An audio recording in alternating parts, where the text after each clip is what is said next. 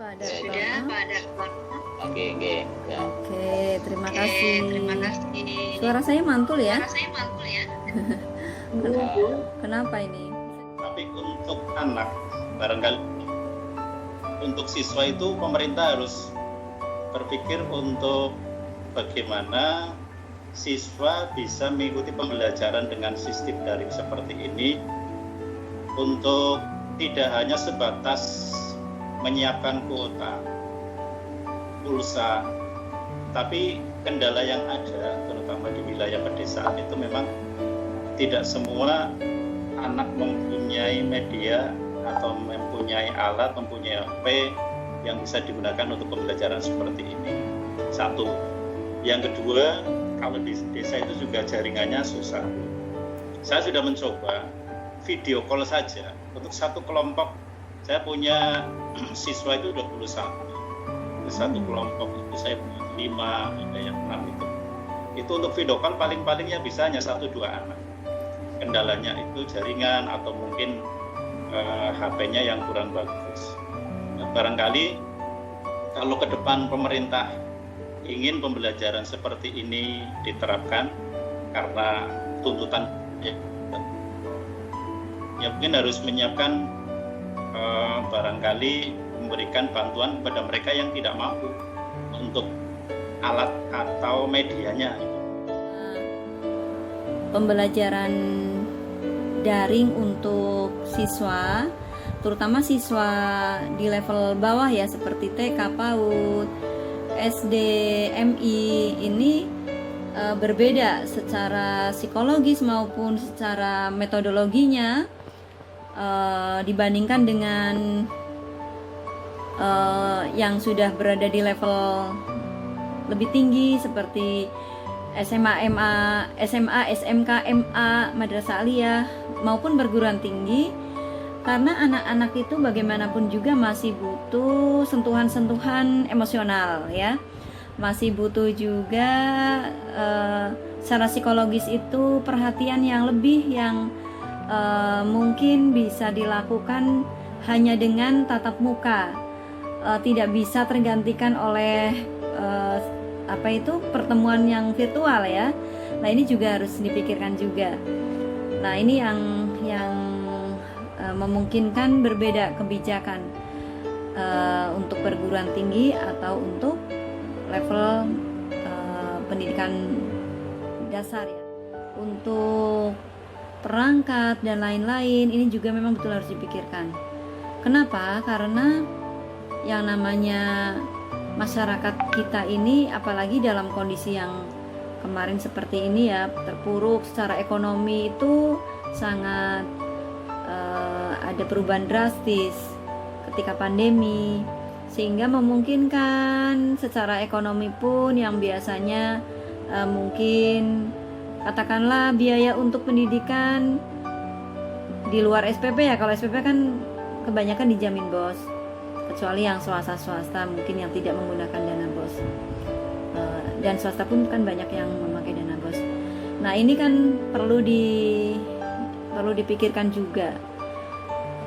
Kemudian selain itu juga yang harus dipikirkan oleh kita semua, terutama guru ini ya, terobosan itu kita kan tentunya tidak bisa mengandalkan begitu saja dengan pemerintah ya. Jadi kita pun tentunya memiliki inisiatif, kreativitas dan lain-lain, sehingga kendala-kendala yang tadi itu justru akan kita cari solusinya dengan alternatif tertentu.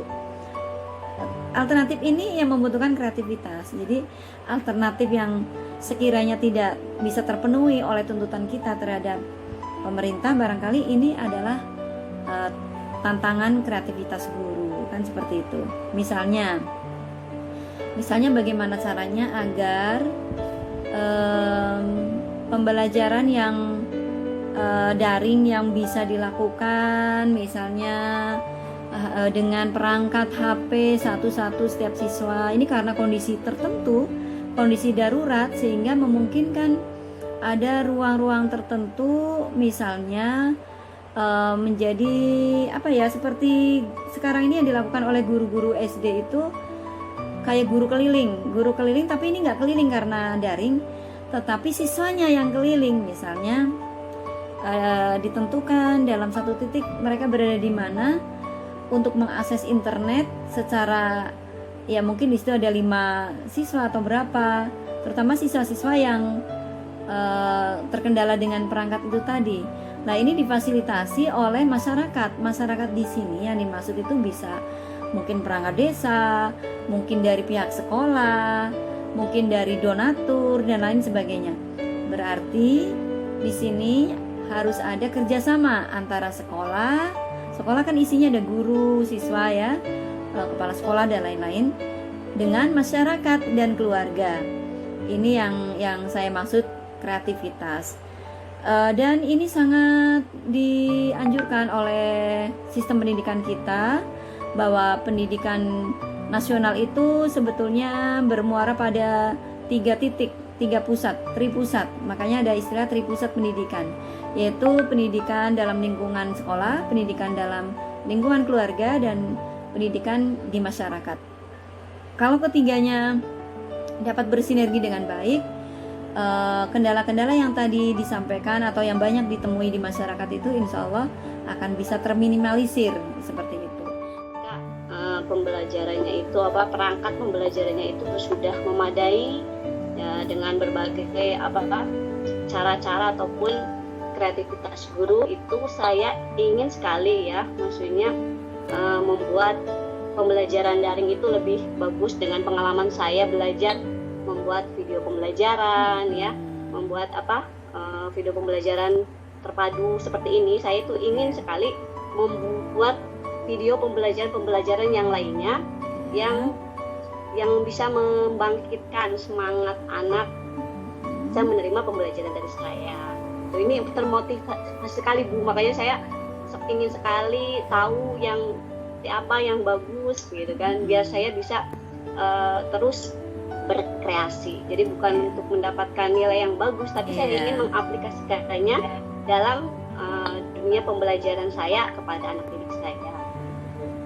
Itu mungkin saya akan membuat beberapa video pembelajaran yang bisa membuat anak lebih tertarik dan lebih hidup. Kemudian saya juga akan berkomunikasi dengan sekolah, dengan wali muridnya ya, orang tuanya, mungkin kendalanya seperti apa. Misalkan sudah ada handphonenya misalkan ada satu orang yang tidak punya, saya akan menyuruhnya bergabung dengan teman yang lainnya. Jadi nanti semuanya bisa terakses dengan baik. Dan saya juga akan melatih anak-anak untuk membuat sebuah video mungkin kreativitasnya mereka ya berhubungan dengan pembelajaran. Pelajaran kita ini lebih bermakna ya, kalau ada hal-hal yang baik untuk dunia pendidikan kan tidak ada salahnya kita share di media sosial. Karena ini ketika ada tugas-tugas semacam ini menginspirasi, memacu, memotivasi agar selalu ingin membuat yang lebih baik lagi. Sebetulnya secara umum sudah sering saya sampaikan, baik melalui video-video yang saya upload. Video-video itu kan sesungguhnya bagian dari kritik juga. Kritik yang saya sampaikan kepada guru-guru agar dalam pembelajaran itu memenuhi prinsip-prinsip pembelajaran yang active learning, yang menyenangkan, yang kreatif, yang memacu berpikir hot, yang mengedepankan literasi, mengedepankan nilai-nilai karakter. Itu kan seperti itu. Nah, secara umum seperti itu. Kalau secara ada kemauan yang kuat untuk selalu membuat inovasi-inovasi dalam pembelajaran, meskipun tidak sedikit mungkin dana yang dipakai ya, mungkin untuk membuat alat peraga itu butuh dana, tapi tidak harus mahal. Kreativitas itu tidak harus mahal. Yang mahal itu ide-idenya. Ide-ide itulah yang mahal. Kalau kreativitas, kalau alat-alat peraga dan lain-lain itu bisa kok, dengan barang-barang bekas juga bisa. Dengan kita utak-atik di laptop, banyak mengaplikasikan, banyak browsing, banyak mendownload aplikasi-aplikasi, kan sekarang ada juga yang tanpa berbayar, yang tidak berbayar. Nah ini tentunya butuh kreativitas. Kalau tidak mau bergerak, tidak mau utak-atik, ya kita nggak akan ada peningkatan. Itu seperti itu. Jadi sekali lagi, yang mahal bukan media atau alat peraganya, tetapi yang mahal adalah ide-idenya, ide-ide dan kreativitasnya ya. Dan jangan lupa mahasiswa yang bagus, siswa yang kreatif, siswa yang inovatif adalah terlahir dari guru-guru yang kreatif, terlahir dari guru-guru yang inovatif. Saya berharap ini kan tematik sih seperti apa. Nah, ketika saya mengikuti perkuliahan ini, lalu yang disampaikan Bu Inung, kemudian sharing teman-teman juga, kemudian dari buku-buku juga, di situ baru saya memahami apa sebenarnya hakikat dari pembelajaran terpadu itu seperti apa. Kemudian metode-metode yang dipakai itu yang tepat untuk pembelajaran ini seperti ini, untuk kelas rendah seperti ini, untuk kelas 3 seperti ini. Jadi kayak lebih dalam mengajar pun lebih mantap kayak gitu loh Bu. Lebih mantap. Kemudian saat saya menerapkan kreativitas dalam pembelajaran itu dalam diri sendiri itu lebih puas, lebih apa ya? Kayak lebih puas kalau saya itu berhasil menerapkan metode ini di pembelajaran saya seperti itu. Jadi sebatas mungkin langsung ke implementasinya ya. Kalau kita ini kan belajar dari hakikat dulu. Dari hakikatnya itu apa sesungguhnya? Kita belajar ini pembelajaran terpadu itu berawal dari apa sih sesungguhnya pembelajaran itu, kenapa harus terpadu, sampai pada bagaimana cara-cara memadukan itu sampai kepada prakteknya seperti apa. Jadi diawali dari sesuatu yang sifatnya sangat esensial. Esensi hakikat itu kan esensi. Berarti ini kajiannya adalah kajian filosofis. Kalau sudah bicara kajian filosofis ini sangat mendalam. Usia yang membutuhkan pemahaman konsep-konsep. Kenapa tema dalam mapel tertentu itu harus terhubung dengan tema pada mapel yang lain, tanpa anak itu merasa shock, tanpa anak itu merasa ada perubahan besar yang mengganggu psikologisnya. Itulah hakikat dari pembelajaran terpadu, seperti itu. Nah, guru-guru yang senior mungkin walaupun kebijakan tentang pembelajaran tematik ini baru-baru ini, tetapi paling tidak seperti Pak Pardan misalnya. Pak Pardan karena di sini guru senior, tentunya sudah merasakan bahwa oh iya ya, ternyata dengan adanya penggabungan tema-tema tertentu dalam mapel-mapel tertentu akan lebih memudahkan siswa dalam pemahaman, meskipun oleh beberapa guru dianggap sesuatu yang mengagetkan dan membingungkan. Membingungkannya kenapa? Membingungkannya itu kan kalau saya teliti dari hasil selama kita perkuliahan ini 68% itu guru-guru masih bingung gimana sih caranya untuk menggabungkan atau menghubungkan konsep dari tema A ke tema B ke tema C dan seterusnya. Apakah hanya sekedar digabung saja atau ada semacam metode yang mengantarkan anak agar konsep itu terhubung. Nah, ini yang penting ini. Jadi memang ada metode-metode tertentu yang memungkinkan konsep-konsep yang harus dihubungkan dalam tema-tema itu terhubung. Nah, itu yang paling penting yang harus diketahui oleh Bapak Ibu guru.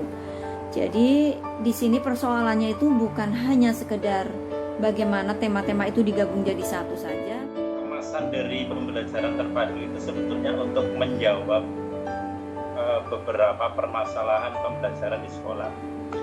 Terkotak-kotaknya materi pelajaran. Kalau sebelum ada pembelajaran terpadu, seolah-olah itu matematik menjadi momok bagi anak. Karena apa? Kalau pas pelajaran matematika ya itu saja, tidak dipadukan dengan yang lain. Satu. Kemudian yang kedua, sebetulnya untuk pembelajaran pelajaran matematika dan yang lain itu juga nanti akan ada manfaat di dalam kehidupan. Misalnya kayak gini,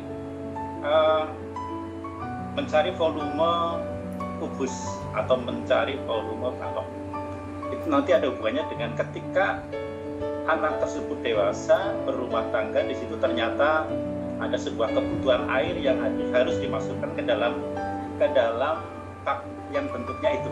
Iya. Jadi saya amati kayak gitu, Bu. Oh, ini memang kemasannya biar anak itu setelah dewasa siap untuk memanfaatkan atau mengaplikasikan apa yang diterima di sekolah. Kemudian yang kedua, tidak ada pelajaran yang menjadi momok buat dia. Jadi saya terima kasih pada Ibu yang sudah memberikan pencerahan.